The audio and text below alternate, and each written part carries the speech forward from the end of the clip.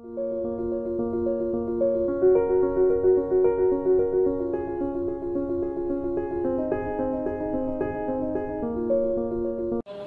आप सबका वेगड़ एजुकेशन में फिर से हार्दिक स्वागत करता हूँ। आज मैं आपको टाइप ऑफ लैटिस के बारे में दूसरा टाइप सिखाऊंगा, type of cube. Type of cube के बारे में दूसरा टाइप सिखाऊंगा।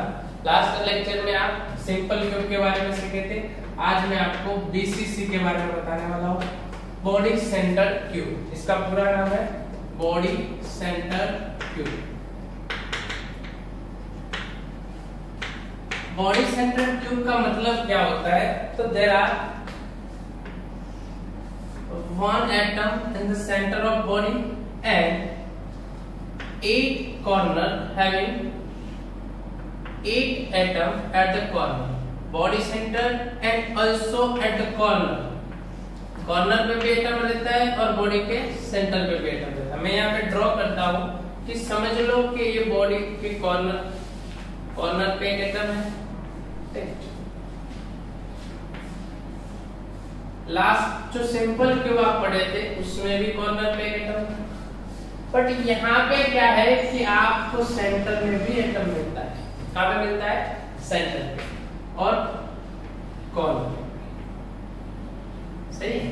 तो इसके लिए हम डिफरेंट थिंग निकालेंगे। बच्चों गौर से देखिएगा, बॉडी सेंटर, बॉडी के सेंटर में भी एटम है एंड कॉर्नर पे भी है। कॉर्नर पे 1/8 पार्ट एक यूनिट सेल में होता है। कितने? एक यूनिट सेल में 1/8 part, but in body centre there are 8 corner. That means Z means क्या होता है? Effective number of atom, effective number of atom in 1 unit cell, 1 unit cell. तो ध्यान से देखिएगा कि ये कॉर्नर प्लस सेंटर दोनों का कंबाइन करेंगे हम तो हमें ये मिल जाएगा। समझ में आ रहा है? फिर से देखिएगा, कॉर्नर पे 8 एटम है एंड 1/8 पोर्शन ऑक्यूपाइड करता है, प्लस एक सेंटर पे एटम रहता है। It means 1 + 1 it means 2। That's why Z is equal to 2।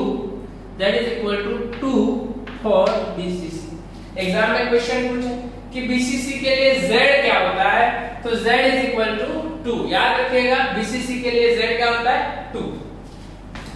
Number 2, बात करते हैं टचिंग कंडीशन। किसकी बात करते हैं? Touching condition. तो टचिंग कंडीशन दो टाइप की हो सकती है। इसके लिए मैं आपको एक थियरी फिर से बताता हूं कि आप यदि क्यूब की बात कर रहे हो तो there are 2 type of diagonal, right? इसको बोलते हैं फेस डायगोनल। क्या बोलते हैं? Face diagonal. एंड इसको बोलते हैं बॉडी डायगोनल। क्या बोलते हैं? Body diagonal. सर हम किसको कंसीडर करेंगे इसमें? तो जिसके दो सेंटर के बीच का जो डिस्टेंस, सेंटर के बीच का डिस्टेंस r मिनिमम हो। क्या हो? मिनिमम। उसको हम कंसीडर करेंगे। तो गौर से देखिएगा कि ये बॉडी डायगोनल है, ठीक है, और ये सेंटर है। अब यहाँ पे देखिए दो पॉसिबिलिटी है। एक है a = 2 और दूसरी हमें ये निकालनी। तो मैथ्स वाले बच्चों को पता होगा, मैं यहाँ पे आपको शॉर्ट में बताता हूँ। समझ लो कि ये बॉडी डायगोनल है, ये यहाँ पे है, ये बॉडी के सेंटर में है और ये लास्ट में है। अब ये बॉडी डायगोनल R एंड फिर से मैं आपको बता दूं कि यदि आप इसको A B C D लो तो इसकी बात हम करें, ये ट्रायंगल की बात करें तो इसके लिए पाइथागोरस इक्वेशन क्या होगा? AB² + BC² = AC², where AB = A², BC = A² and C² हमने AC = B²। तो आंसर आएगा 2A² = B²। That's why B = क्या होगा? √2A। क्या होगा? √2A। फिर से देखिएगा, AB² BC² and AC² इसलिए ये जो होगा AC ये अपना डायगोनल है और एक प्लेन एक फेस की बात कर रहे हैं। B इक्वल टू क्या है √3। बट यदि हम कोई एक बॉडी डायगोनल की बात करें, किसकी बात करें बॉडी डायगोनल की बात करें, तो हमारे लिए क्या होगा अकॉर्डिंग टू पाइथागोरस कि PQRS में ट्रायगोनल ये चेक करें हम तो हमें मिलेगा 2a का square plus a square equal a square plus b square equal to c square. इसके लिए b की जगह पे हम यहाँ पे रख सकते हैं √2a का square plus a square equal to c square. इसके लिए हमारा आंसर क्या आएगा 2a square plus a square equal to c square. तो हमारा c क्या आएगा √3a 2 प्लस 1 √3a आ जाएगा, क्या आ जाएगा √3a।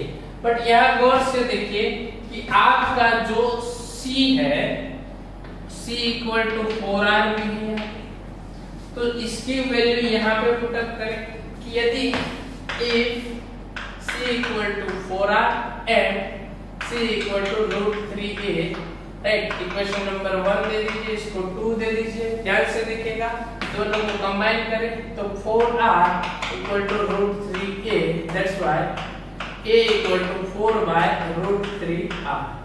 ये अपनी टचिंग कंडीशन क्या है a equal to 4 by √3r। समझ में आ गया?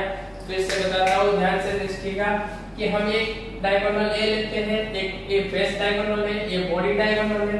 दोनों के लिए हमने कैलकुलेशन की है, यहाँ पे बॉडी डायगोनल को कंसीडर करेंगे, ठीक है।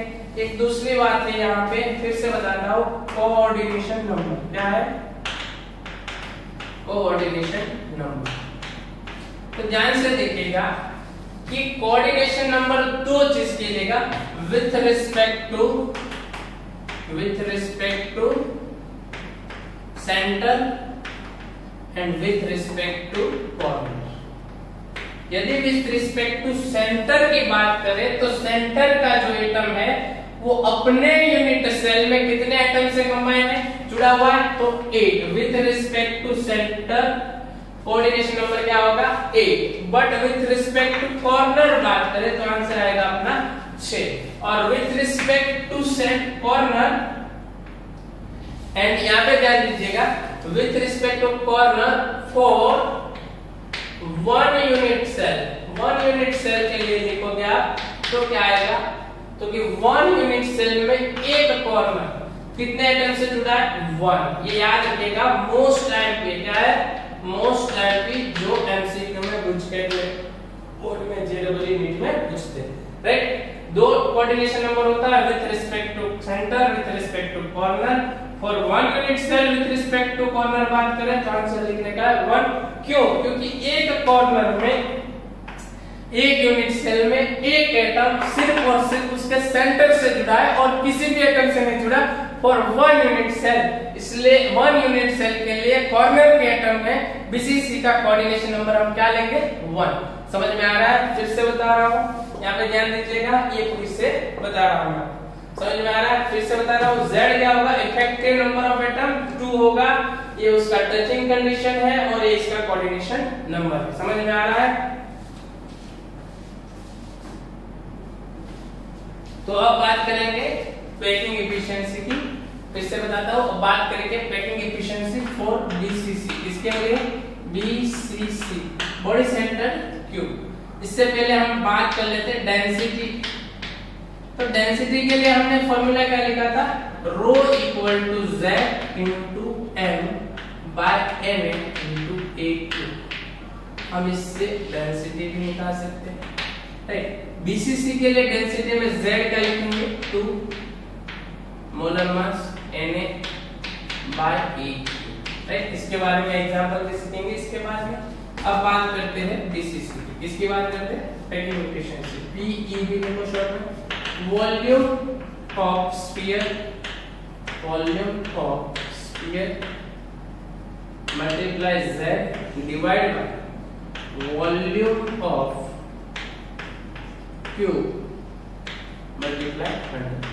समझ में आ रहा है? फिर से बता रहा हूँ, वॉल्यूम ऑफ स्फीयर देखो, आपको आपकी बॉडी का वॉल्यूम निकाले कि हाथ ने कितना वॉल्यूम ऑक्यूपाई किया, तो volume of hand divided by volume of body multiply 100, right. अब एक बंदे के बारे में, दो के बारे में करेंगे तो z इक्वल टू क्या लिखेंगे, 2। तो हम यहाँ पे भी वही करेंगे, volume of sphere 4/3 pi r cube multiply z equal to 2 for BCC, volume of cube equal to a cube multiply 100।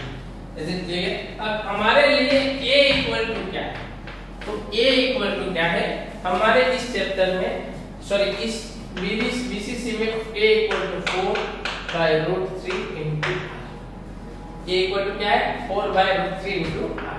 तो हम इसकी वैल्यू यहां पे पुट करेंगे 4/3 pi r cube divide by 4/√3 r into cube multiply 100, r cube into 100। इसको यदि हम simplify करें तो 4/3 multiply pi r cube 4 cube है ये 3√3 multiply r cube multiply 100, right. r cube r cube cancel out, right. इसके हिसाब से आप जाओगे तो यहाँ पे 2 हो जाएगा और आंसर आएगा 68%। मेकिंग एफिशिएंसी कितनी आएगी 68%। कितनी आएगी 68%। क्वेश्चन एक और तरीके से पूछते हैं कि रिमेनिंग पोर्शन, क्या पूछते हैं, रिमेनिंग पोर्शन इन BCC, तो 6800 माइनस 68 इक्वल टू 32%। ये भी क्वेश्चन पूछते हैं, इसको पाई के अकॉर्डिंग में भी पूछते हैं, वो भी सिखाऊंगा आपको नेक्स्ट लेक्चर में। तो मित्रों ये BCC आपका यहाँ पे कंप्लीट हुआ। फिर से बता रहा हूँ, z इक्वल टू 2 डेंसिटी निकाल सकते हो कोऑर्डिनेशन नंबर 2 के रिस्पेक्ट में, एक सेंटर के रिस्पेक्ट में, एक कॉर्नर के रिस्पेक्ट में, ये डेंसिटी निकाल सकते हो, ये पैकिंग एफिशिएंसी है। आपको इसमें इतना सीखना है।